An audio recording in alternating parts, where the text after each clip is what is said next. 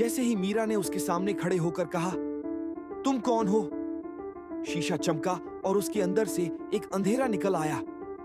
अचानक कमरे में ठंड बढ़ गई और एक आवाज गूंजी, मैं लावण्या हूं, उस समय की राजकुमारी जिसे मेरी सौतेली मां ने इसी शीशे में कैद कर दिया था।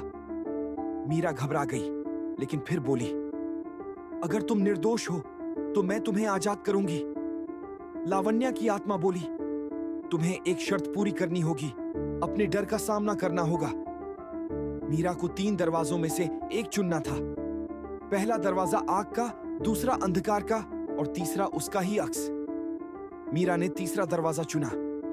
उसके अंदर वह आईना था जिसमें बार बार उसकी सबसे कमजोर यादें दिखाई जा रही थीं, जैसे कि मां को खोना, अकेलेपन का डर, हार का डर। लेकिन मीरा ने आंखें बंद की और कहा, मैं वही हूं जो सब झेलेगी पर भागेगी नहीं।